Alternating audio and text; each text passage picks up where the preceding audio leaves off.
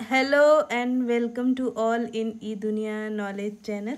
आज हम right to information के बारे में बात करेंगे क्योंकि बहुत सारे एक्टिविस्ट जो को रिसेंट टाइम में देखा गया है कि आरटीआई एक्टिविस्ट रहे हैं, उनके ऊपर बहुत सारे एनएसए के तहत मुकदमा चलाया जा रहा है।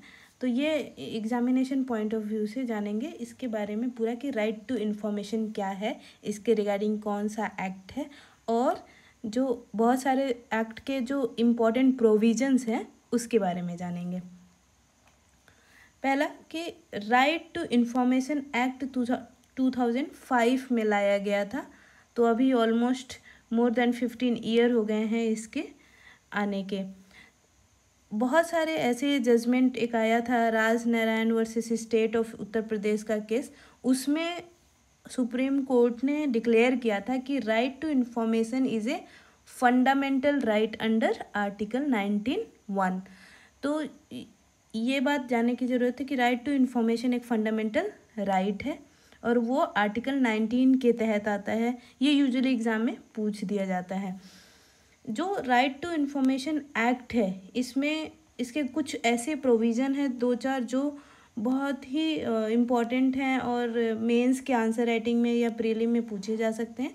जैसे सेक्शन 2H जो है वो पब्लिक अथॉरिटी, कि कौन पब्लिक अथॉरिटी होगा उसको डिफाइन किया है। यूजुअली राइट टू इन्फॉर्मेशन के तहत ये होता है कि कोई भी इंडिविजुअल गवर्नमेंट या गवर्नमेंट बॉडी को अप्रोच कर सकता है इन्फॉर्मेशन जानने के लिए, डिसीजन मेकिंग, कि क्या गवर्नमेंट में डिसीजन मेकिंग लिया गया है।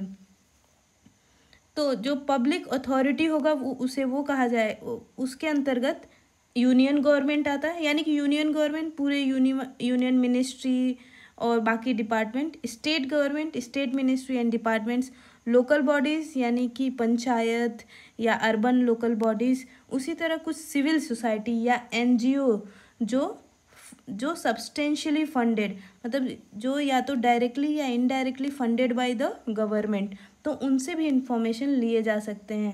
तो इस तरह पब्लिक अथॉरिटी क्या होगा वो सेक्शन 2H में डिफाइन किया गया है। सेक्शन 4 जो है 4(1)B जो है वो ये कहता है कि गवर्नमेंट को या उसके किसी भी डिपार्टमेंट को इन्फॉर्मेशन ज़रूरी नहीं है कि जब कोई आए तब दिया जाए, बट प्रोएक्टिवली, मतलब कोई इन्फॉर्मेशन मांगे उससे पहले ही सारी इन्फॉर्मेशन पब्लिक में डिस्क्लोज कर दिया जाए।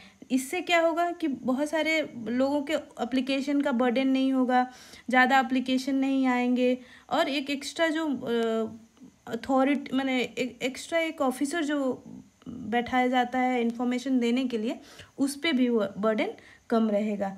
इसके अलावा अगला जो इम्पोर्टेंट सेक्शन है सेक्शन 8(1), इसमें ये बताया गया है कि क्या किस तरह के एग्जेम्पशन हो सकते हैं, मतलब किस केसेस में सरकार या सरकार के ऑर्गेनाइजेशन या एनजीओ ये कह सकते हैं कि हम आरटीआई के तहत इन्फॉर्मेशन नहीं देंगे।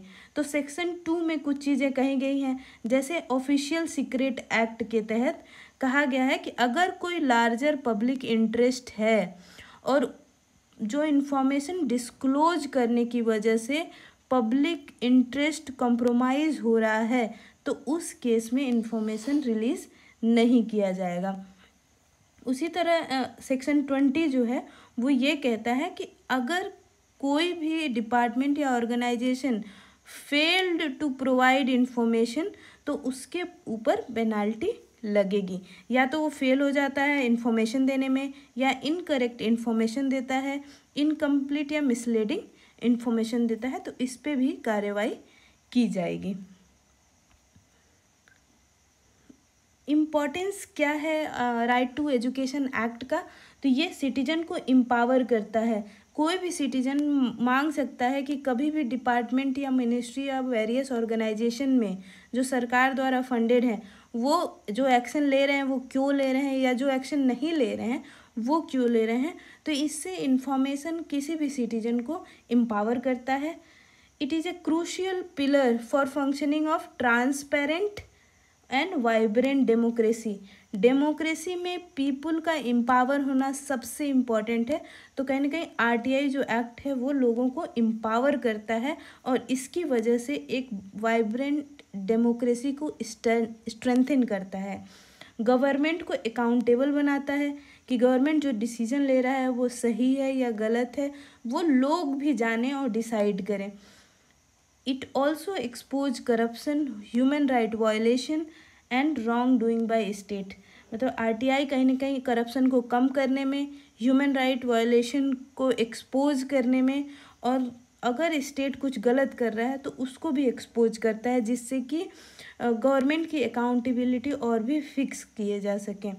रिसेंटली सुप्रीम कोर्ट ने बोला है कि कई जजमेंट में, और रिसेंटली भी बोला है कि जो right to information fundamental right है वो आर्टिकल 19 से फ्लो करता है और आर्टिकल 21 से फ्लो करता है। तो अगर ऐसा क्वेश्चन पूछा जाए कि आरटीआई जो है वो किस किस आर्टिकल में इंश्राइंड है, तो ये आर्टिकल 19 और आर्टिकल 21 दोनों में ही इंश्राइंड है।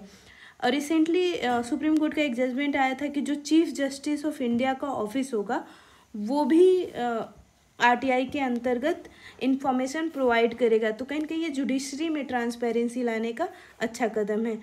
थैंक यू, इतना ही इस वीडियो में।